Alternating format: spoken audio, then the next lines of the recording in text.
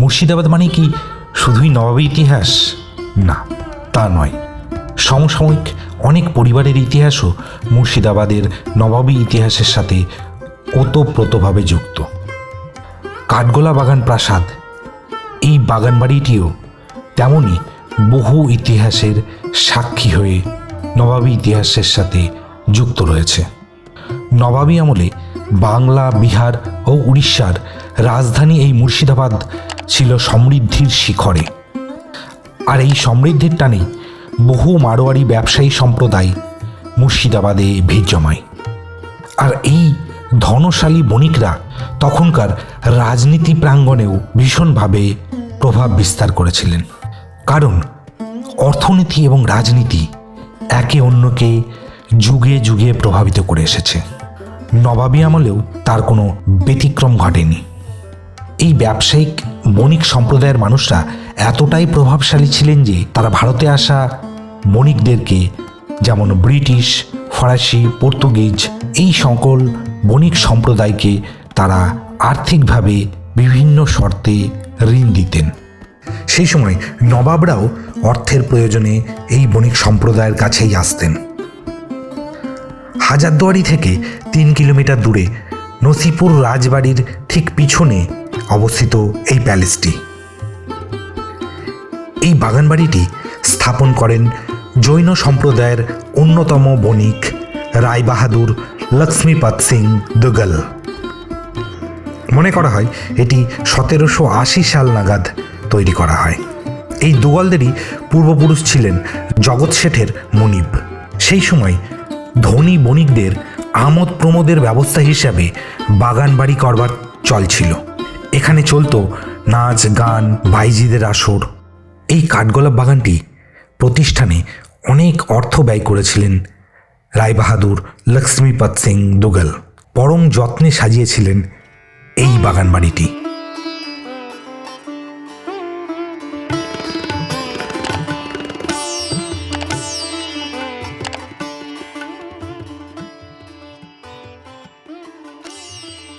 বিশাল তোরণ দিয়ে প্রবেশ করার পর রাস্তার দুপাশে আমবাগানে রয়েছে কাঠগোলাপ বাগানের প্রতিষ্ঠাতা লক্ষ্মীপত সিং দুগল ও তার 3 ভাই জগপত সিং দুগল, মহিপত সিং দুগল এবং ধনপত সিং দুগলের ঘোড়ায় চড়া মূর্তি। এখানে প্রবেশ মূল্য 30 টাকা। আমি চলে এসেছি কাঠগোলাপ বাগানে। এটি মুর্শিদাবাদের অন্যতম একটি দর্শনীয় স্থান।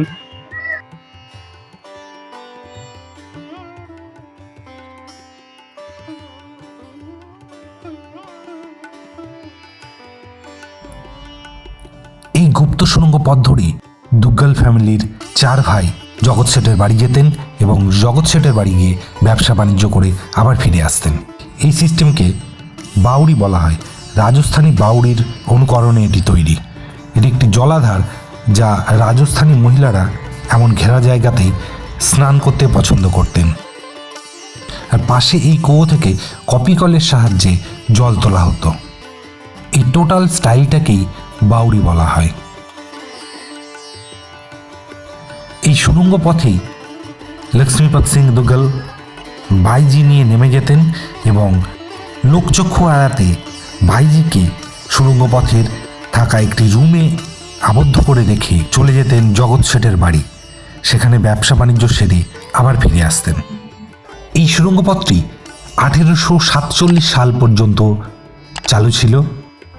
জগৎ শেঠের মহিমাপুরের যে বাড়িটি ছিল, সেই বাড়িতেই যোগাযোগ থাকতো এই সুড়ঙ্গ পথের মাধ্যমে। সেই বাড়িটি যখন ভাগীরথী গর্ভে বিলীন হয়ে যায় এবং সেই সুড়ঙ্গ পথ ধরেই জল চলে আসে কাঠগোলাপ বাগানে, ফলে এই সুড়ঙ্গ পথটি যাতায়াতের অনুপযুক্ত হয়ে ওঠে। নিরাপত্তার কারণে সুড়ঙ্গ পথটি এখন বন্ধ রাখা হয়।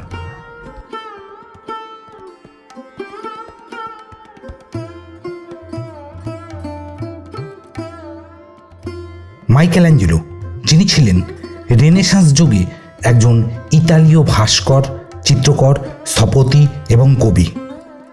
তিনি ইতালির বিখ্যাত ফ্লোরেন্স শহরে জন্মগ্রহণ করেছিলেন। ইতালির রেনেসাঁসের সময় যে অত্যাচার হয় তা ছবির মাধ্যমে তুলে ধরেছিলেন মাইকেল-অ্যাঞ্জেলো। এই অপরাধে রোমান সম্রাটরা তার প্রতি ক্ষিপ্ত হন এবং তাকে বন্দি করে তার শিল্পী জীবন শেষ করবার জন্য তার ডান হাতের 5টি আঙুল কেটে নেন। মাইকেল-অ্যাঞ্জেলোর এই প্রতিকৃতি তৈরি করেছেন মুর্শিদাবাদের ভাস্কর শিল্পী দিবাকর ভাস্কর। প্রায় 200 বছরেরও বেশি এইখানে রোদ জল ঝড়ের মধ্যে রয়েছে এই শিল্পকর্মটি। কি দারুণ নিখুঁত হাতের কাজ! কাপড়ের ভাঁজগুলো অসাধারণ দক্ষতার সাথে ইনি ছেনি হাতুড়ি দিয়ে কেটে কেটে তৈরি করেছেন। হাতের কবজি কাটা অংশটি শিল্পী দিবাকর ভাস্কর রেখেছেন মাইকেল-অ্যাঞ্জেলোর পায়ের কাছে।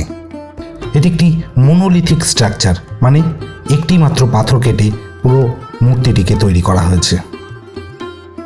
বহু টিভি সিরিয়াল এবং সিনেমার শুটিং হয়েছে এই কাঠগোলাপ বাগানে। সিনেমার মধ্যে অন্যতম যেগুলি সেগুলি হলো মহাপীঠ, তারাপীঠ, অ্যান্টনি ফিরিঙ্গি, এক যে ছিল রাজা।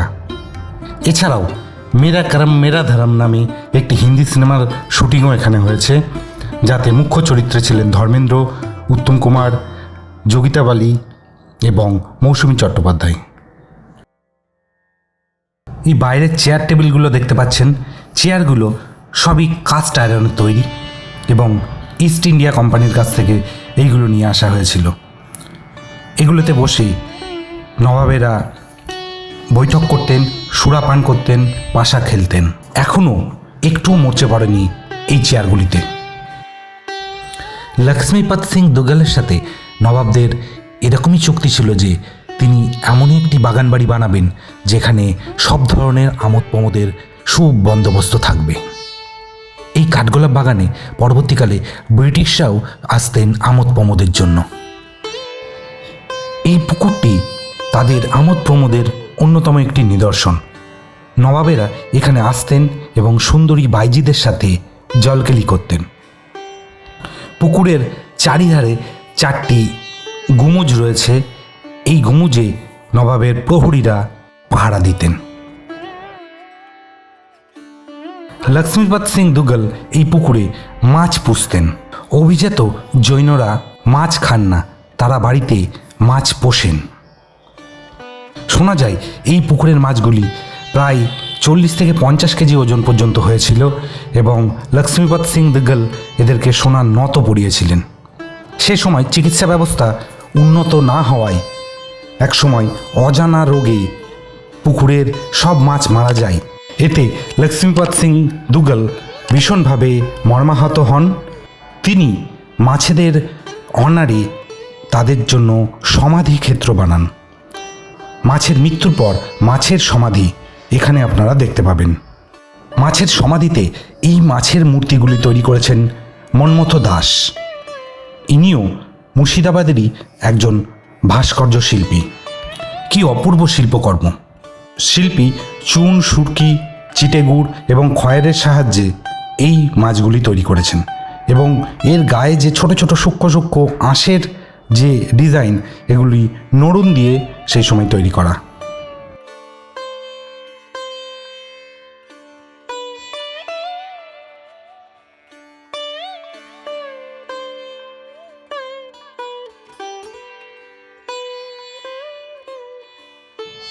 নবাব মোবারকদুল্লাহ এবং তার গেস্টরা আমোদ প্রমোদ করতে আসতেন এই বাগান বাড়িতে। লখনৌ থেকে আনা সেই সময়ের 3 জন বিখ্যাত ভাইজি ছিলেন হীরাবাই, মতিবাই এবং লক্ষ্মীবাই। নবাব মোবারকদুল্লাহ এবং তাদের গেস্টরা এই বাইজিদের সাথে এইখানে নাচ গান এবং আমোদ প্রমোদ করতেন।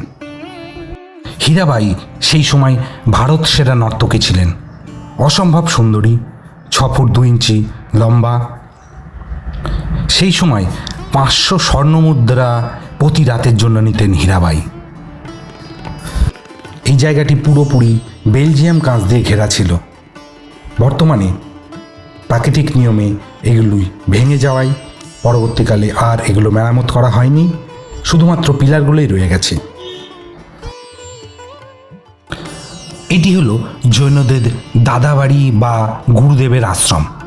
জৈনদের গুরুদেবরা এখানে দীক্ষিত করতেন, ভারতের বিভিন্ন জায়গা থেকে জৈনরা এখানে আসেন এবং স্নান করে ভক্তিভরে পূজা দেন। জৈনদের কাছে এই দাদাবাড়িটি একটি ভীষণ পবিত্র জায়গা। জৈনদের 24 জন তীর্থঙ্কর রয়েছে, তার মধ্যে 3 জনের মূর্তি এর ভিতরে আছে। প্রথম তীর্থঙ্কর আদিনাথ দেব বা ঋষভ দেব, 23তম পরেশনাথ বা পার্শ্বনাথ এবং জৈনদের 24তম বা শেষ তীর্থঙ্কর মহাবীর। এই 3 জনের মূর্তি আপনারা এই মন্দিরের ভিতরে দেখতে পাবেন। এই মন্দিরটিকে আদিনাথ দেবজির মন্দির বলা হয়। কলকাতার মানিকতলায় আছে পরেশনাথজির মন্দির, এখানে রয়েছে আদিনাথজির মন্দির। এই অপূর্ব কারুকার্যময় মন্দিরটি আপনার মন ভরিয়ে দেবে এবং চারিদিকে রয়েছে সুন্দরভাবে সাজানো গোছানো ফুলের বাগান, অসাধারণ পরিবেশ। ভিতরে ছবি তোলা নিষেধ, তাই ভিতরে আপনাদের এখানে এসেই দেখতে হবে। বাইরের সৌন্দর্য মন জোড়ানো। পিছনে আপনারা দেখতে পাচ্ছেন কাঠগোলাপ বাগানের এই জৈন টেম্পলের পাশেই বোটিংও ব্যবস্থা আছে, আপনারা চাইলে এখানে বোটিংও করতে পারেন।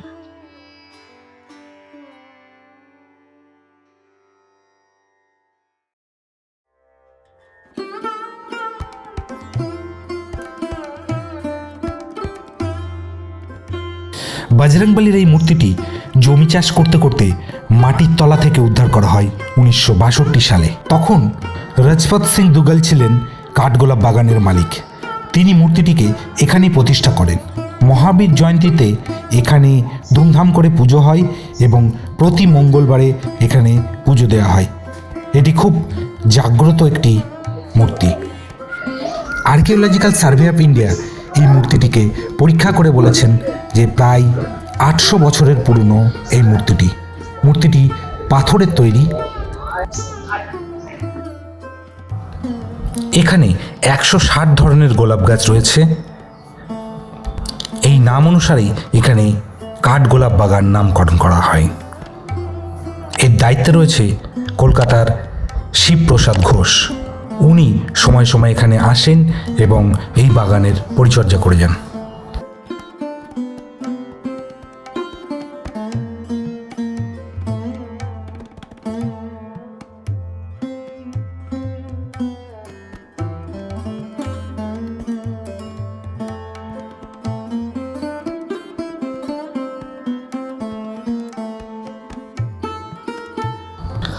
জৈনরা ভৈরবের পুজো করেন। আমরা যেমন শিবের উপাসনা করি, জৈনরা করেন ভৈরবের উপাসনা। শ্বেত ভৈরব বা রুদ্র ভৈরব বলা হয়। উত্তরাখণ্ডে গেলে আপনারা শ্বেত ভৈরবের মূর্তি দেখতে পাবেন। জৈন সম্প্রদায় নাগেশ্বর গণেশের পুজো করেন। এখানে গণেশের শরীরে পৈতের মতো করে জড়িয়ে রয়েছে নাগ দেবতা। এই নাগেশ্বর গণেশ আপনারা রাজস্থান এবং গুজরাটে দেখতে পাবেন।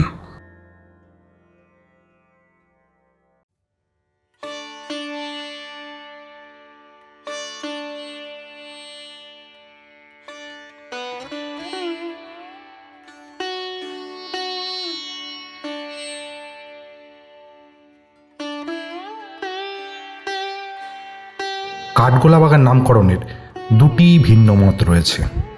একটি হলো এখানে আশেপাশে অনেক কাঠের গোলা ছিল বলে এই অঞ্চলকে কাঠগোলা বাগান নামকরণ করা হয়েছে।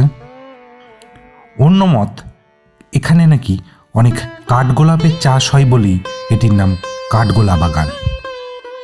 কাঠগোলা বাগান বাড়িটি এখন একটি মিউজিয়ামে রূপান্তরিত করা হয়েছে। ভিতরে রয়েছে বিলাসবহুল আসবাব, নিত্য প্রয়োজনীয় ব্যবহার্য জিনিস, যা সেই সময় লক্ষ্মীপত সিং দুগল এবং তার অতিথিরা ব্যবহার করতেন, এবং বেশ কিছু পেইন্টিং। নিচের তলে কোনো এন্ট্রি ফি নেই, কিন্তু দোতলায় প্রবেশের জন্য আপনাদের 20 টাকা করে এক্সট্রা এন্ট্রি ফি দিয়ে তবেই আপনাদের প্রবেশ করতে হবে। দোতলাটা অনেক বেশি সাজানো গোছানো। বিভিন্ন সিনেমার যে শুটিং হয় তা বিশেষ করে দোতলার আসবাবপত্রকেই ব্যবহার করা হয়েছে। দোতলার ঘরগুলোতেই সেই সব শুটিংগুলো হয়। আপনারা আসলে দোতলাটি অবশ্যই ঘুরে আসবেন, বেশ ভালো লাগবে। উপর থেকে বাগান বাড়িটিকে দেখতে অপূর্ব লাগে। ভিতরে ক্যামেরা অ্যালাউড না, তাই ভিতরটা দেখাতে পারলাম না।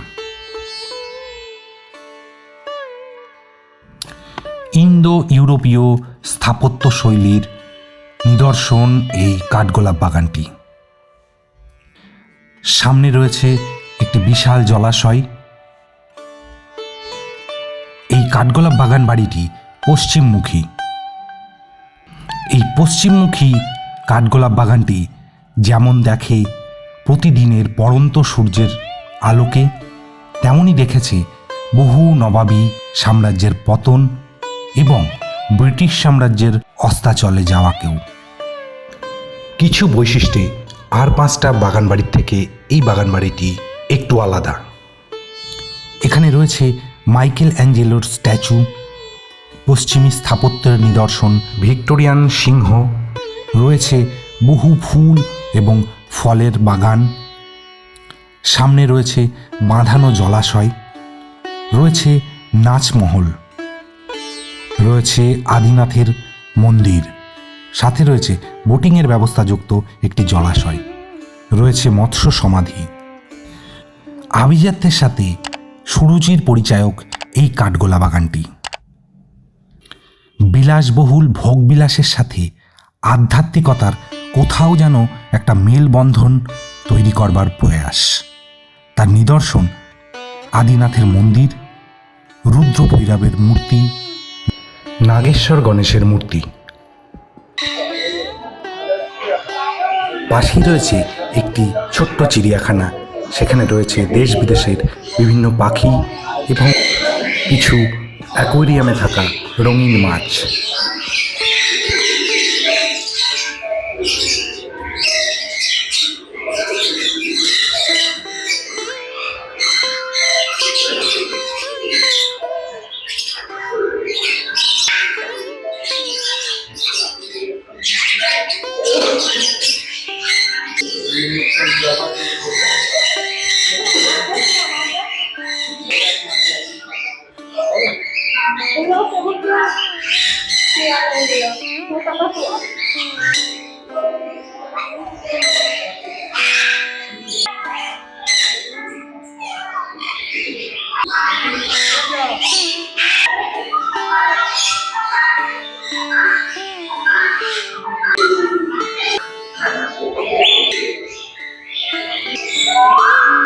এখন তেমন কোনো বড় প্রাণী নেই, কিছু মাছ এবং দেশি বিদেশি বিভিন্ন রকমের পাখি সংগ্রহশালাতে রয়েছে।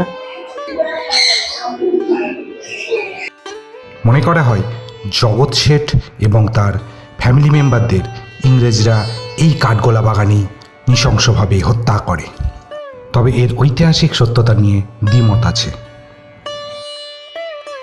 বর্তমানে লক্ষ্মীপদ সিং দুগ্গলের বংশধরেরা কলকাতার এলগিন রোডে থাকেন। আজ আর সেই নবাবী নেই, নহবত বসে না কাঠগোলা বাগানে। জলসাঘরও তার নর্তকীর ঘুমরের আওয়াজে মুখরিত হয় না, কিন্তু রয়ে গেছে বেলোয়ারি ঝাড়গুলি। অবশ্য তাতে ধুলো জমেছে বেশ কয়েক যুগ ধরে। অনেক ইতিহাসের সাক্ষী হয়ে সদর্পে দাঁড়িয়ে রয়েছে এই কাঠগোলা বাগান। ভিডিওটি ভালো লাগলে চ্যানেলটিকে সাবস্ক্রাইব করতে ভুলবেন না এবং ভিডিওটিকে শেষ পর্যন্ত দেখবার জন্য ধন্যবাদ।